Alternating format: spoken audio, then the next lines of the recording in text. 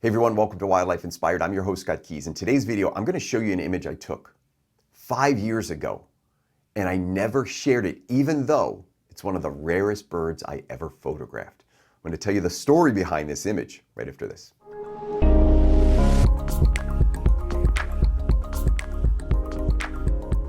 Now today, one of my quick thought kind of opinion pieces. By the way, I may evolve this series into quick stories, just telling the background of a story or the backstory behind an image. If you remember the origins of this channel, for those who have followed me for years, I had much shorter hair, much less gray in my beard, and I interviewed guests and we talked about their images. That was actually the first year or two of this channel, was just those one-on-one live interviews. By the way, if you're interested in those, you can go down into the archives and find some of those in my playlists.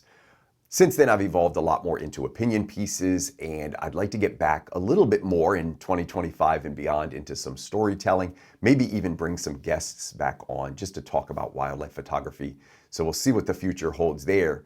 But for today's video, I want to talk about the reasons I didn't share an image that I took 5 years ago, even though it was one of the rarest birds I had ever photographed, and I would have loved for people to know that I did photograph this. And here's the backstory. I get a call one day or a text, and the person says, "Hey, are you working?" And I'm like, "No, I go in a few hours." And they said, there's a bird not too far from here. I can meet you there." When he told me what the species was, my heart started racing. I am a raptor enthusiast, by the way, so I love just watching hawks migrate. Sometimes I don't even take my camera, I just grab some binoculars and go out and watch.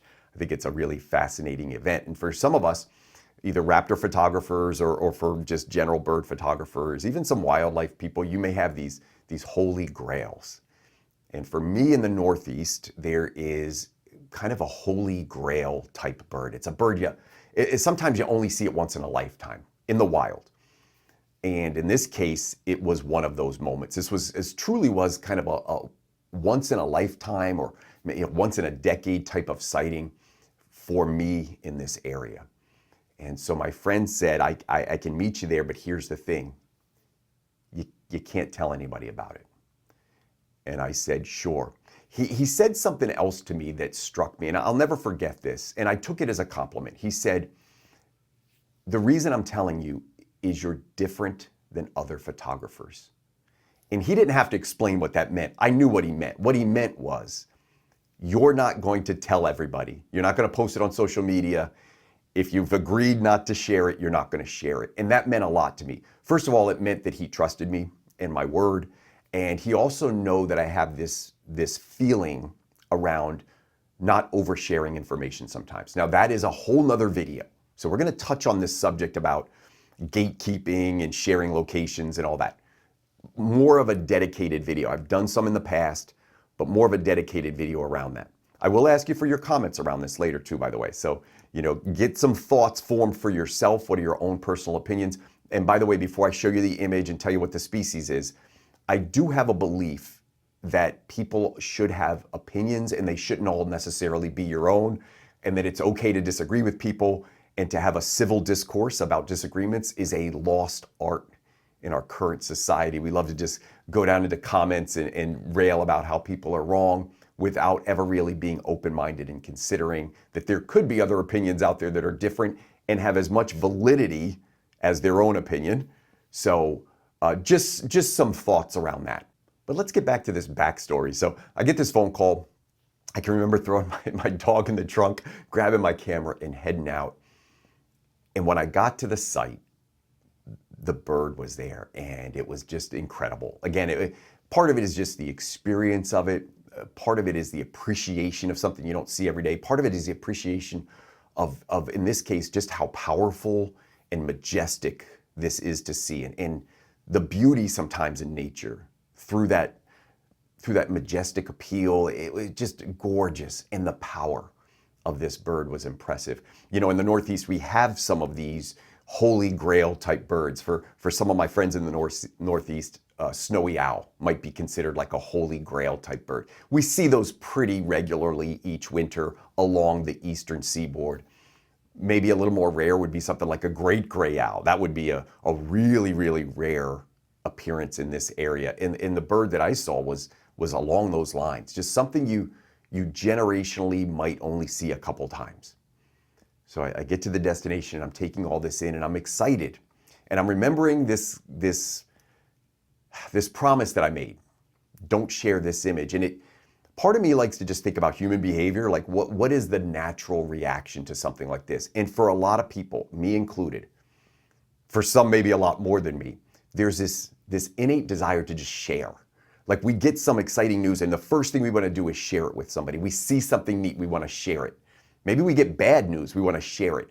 The idea of gossip, we heard some juicy tidbits, let's get out there and tell our friends. Even if we say something like, don't tell anybody, but, and this would have been a situation that was pretty easy for me to tell a couple of my really close photography friends, hey, don't say anything, but I just saw this bird, and they would have been, pretty blown away. Most of my friends know me well enough to say like, hey, we're not going to push you on where it was, congratulations type of thing. But listen, I know some people, when I've posted things like, hey, I know you don't share locations, but maybe give me a hint or maybe tell me where this is. This is one of those situations where sometimes sharing that out can just put you in a tough spot. So I don't know that there's a moral to my story other than sometimes having a reputation for keeping your word and for being protective of areas can have its benefit in that people trust you. They will share some things with you that they might not share with others. It can go both ways. I have certainly missed out on hundreds of opportunities where people say things like, well, I'm not going to tell Scott because I know I won't get anything back in return, or there are groups and networks that form, small groups of 6 to 10 people, and they share everything. So I was commenting to somebody the other day, we see owl pictures this time of year, and I'll see 5 or 6 photographers shooting a very kind of rare or hard to find owl species. And I know they're all from the same location. It's actually the same bird. It doesn't sit great with me knowing that the same bird is constantly being visited, even if it's only by a small group. Because listen, photographers, you've seen it. I mean, I hate to say we, but I'm part of the community. We can be a little overly aggressive at times, and we cannot always think clearly in the moment, and we can sometimes do things that aren't ethically or in the best interest of our subject. So I see this bird. I'm at the location. I'm taking it in, and I just know that I got to keep it secret. Now, I don't know that the statute of limitations was 5 years on this, but I actually just put it out of my head. I decided I'm not going to share this image. I'm just gonna enjoy it. I'm gonna take some pictures, document it. I edited one picture from that day, and I kind of forgot about it. And then I was going through some things, looking for an image, and that image popped up, and I thought, oh my gosh, here it is 5 years later. And now I am 100% sure that my obligations to keep this private have been met.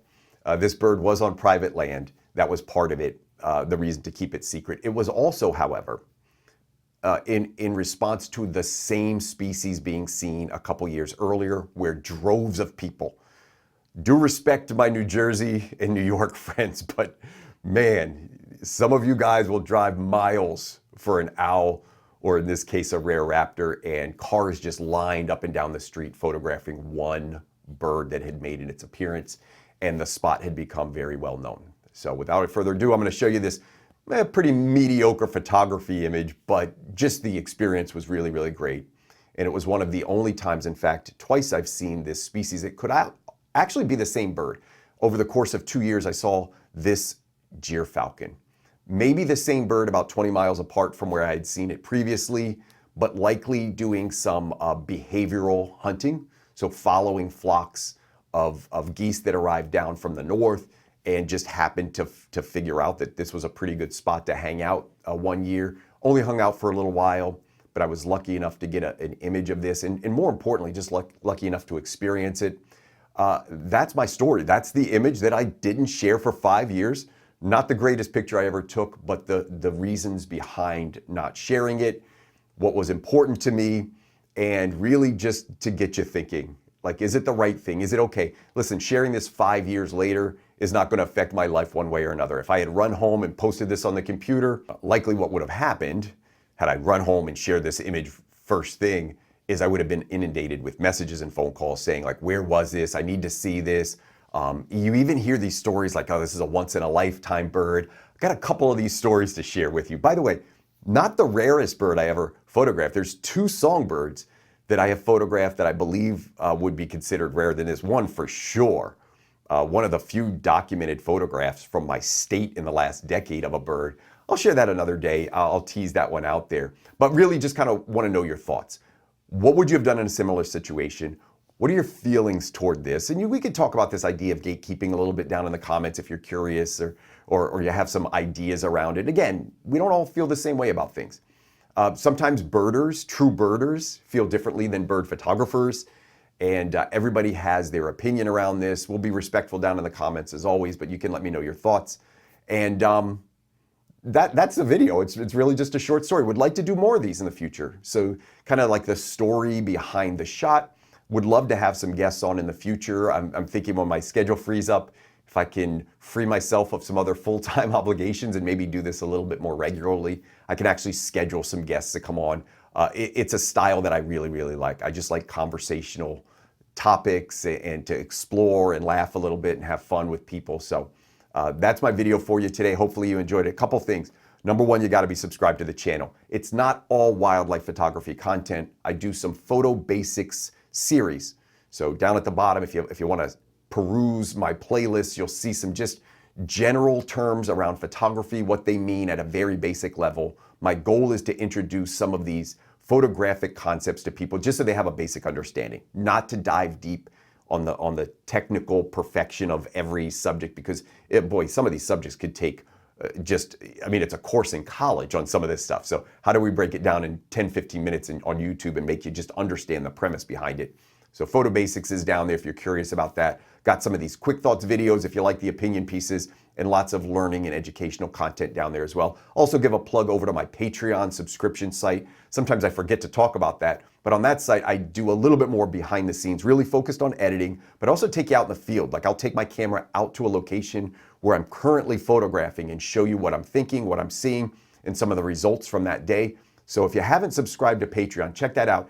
There's a free subscription. It doesn't get you a whole lot, to be honest, but there's a low-cost monthly fee, and you get access to hundreds of videos. From the day you sign up, you get, I'm up to 250 videos on there, all different subjects, but I think you'll really, really like that. So make sure you subscribe to the channel here on YouTube. Check out the Patreon site.